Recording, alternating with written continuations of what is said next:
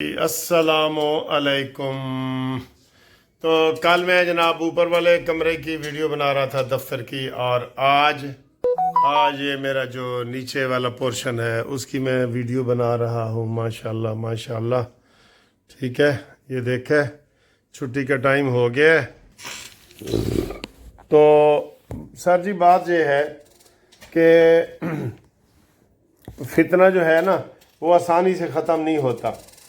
2 دن بشرا بھی غائب رہی ہے، اس سے پہلے آپ کو پتہ ہے امین گنڈا پوری غائب ہوتا رہا ہے، اور آج نئی خبر ہے کہ عمران خان غائب ہو گیا جیل سے۔ ہاں جی، پتہ کرو، اسی دے مطالبہ کیتے انہوں مچھ جیل بھیجو۔ آج وہ شہباز گل نے کہا جی کہ عمران خان جناب وہ جیل سے غائب ہے، تو پتہ تو کرو نا کتنے گیا ہے۔ ہاں جی، ہمارا ویسے گورنمنٹ سے یہ مطالبہ ہے کہ وہ کریں، اور دوسرا یہ کہ ہم 2 چیزوں کا وہ انتظار کر رہے ہیں کہ ہمیں جو ہی خبر ملتی ہے آپ کو بتاتے ہیں۔ ایک تو یہ ہے کہ گورنر راج کی، اس کی خبر ہمیں فوراً چاہیے، کیونکہ انہوں نے بعد میں حکومت نے سست ہو جانا ہے، اور پی ٹی آئی کی پابندی کے حوالے سے بھی جو ریفرنس سپریم کورٹ میں دائر کرنا ہے اس کا بھی ہمیں انتظار ہے۔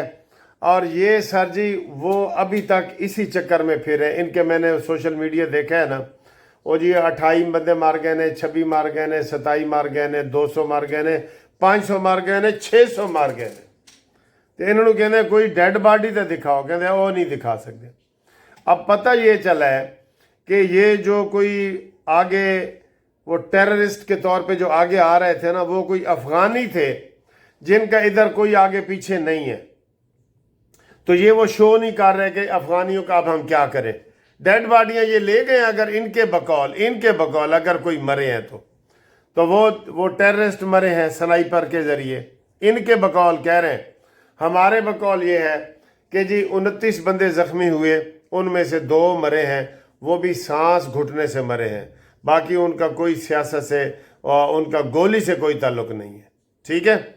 تو مطیع اللہ جان کے حوالے سے جی تازہ خبر آئی ہے۔ سر جی یہ عدالتیں جو ہیں ایک دن بھی صبر نہیں کر سکتی۔ آج جمعہ ہے، جمعہ والے دن ہمارے لاہور ہائی کورٹ میں اور ہائی کورٹوں میں ڈی بی نہیں ہوتی، ڈی بی مطلب ڈویژنل بینچ نہیں ہوتا، لیکن وہ مطیع اللہ جان کے لیے خصوصی طور پہ بنایا گیا ہے۔ وہاں اسلام آباد ہائی کورٹ کے صدر پیش ہوئے ہیں، اور انہوں نے وہ ریمانڈ ختم کر دی ہے، ٹھیک ہے۔ اور ریمانڈ ختم کر دی ہے تو کل وہ ضمانت بھی ان کی وہ ہو جائے گی۔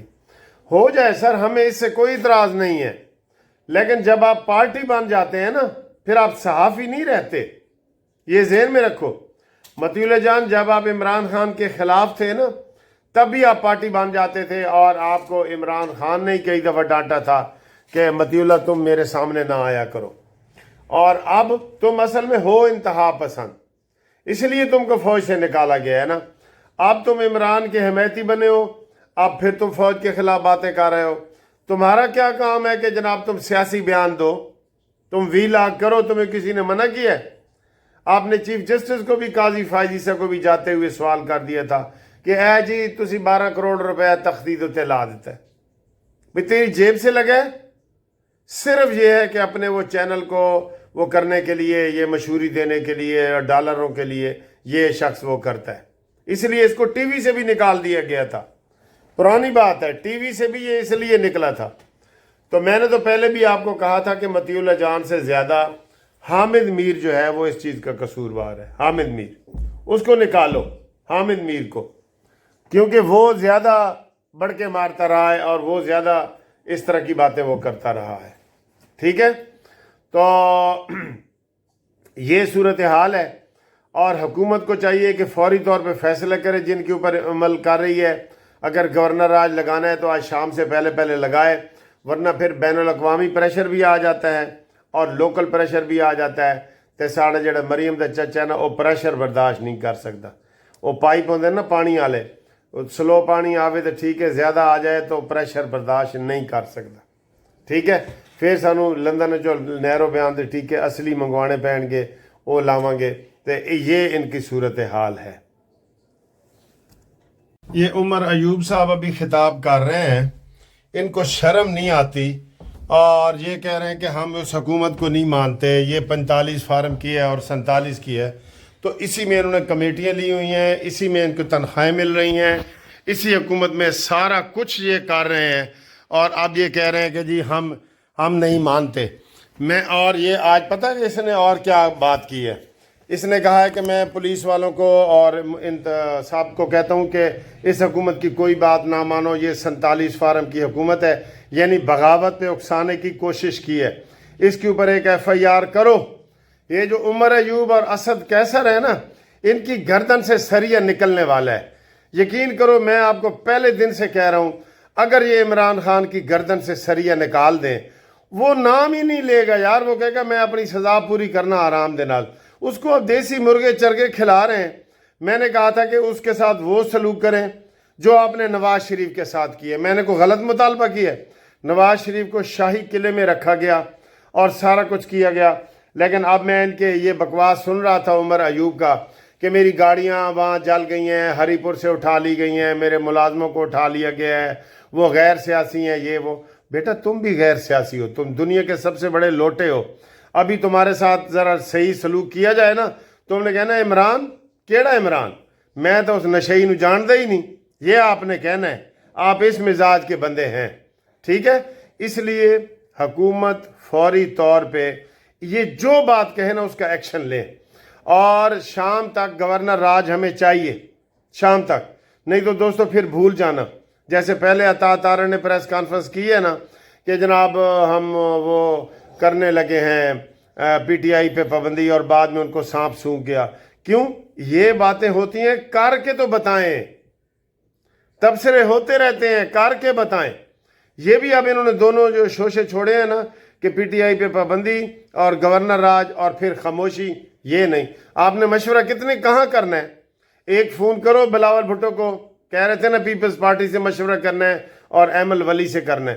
ایک بلاول بھٹو کو فون کرو, اس کو کرو, اور جا کے گورنر راج لگاؤ. آپ کو کوئی منع کرتا ہے؟ سارے اس کے لوازمات پورے ہیں, انگریڈینٹس پورے ہیں اس کے جو وہ کرنا چاہتا ہے. ٹھیک ہے, تو ہم یہ سمجھتے ہیں کہ حکومت اس میں سستی نہ کرے, روایتی سستی. اگر حکومت نے سستی نہ کی ہوتی تو آج ان کی گردن سے سریہ نکلا ہوا ہوتا. ان کی اکڑ نہیں ختم ہو رہی.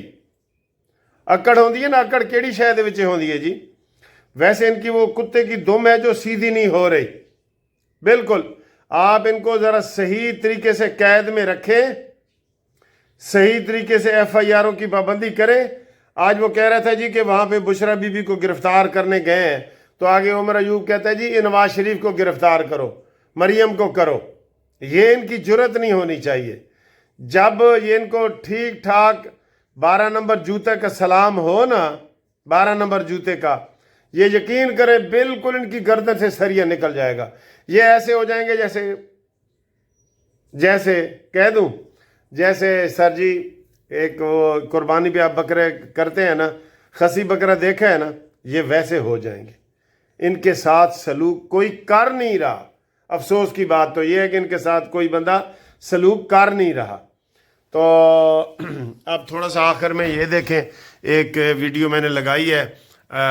بھلا نصیر بھلا ایڈوکیٹ صاحب ہیں, سیکٹری کا الیکشن لڑ رہے ہیں, تو ان کو لیے ہم ووٹ مانگ رہے ہیں آپ سے.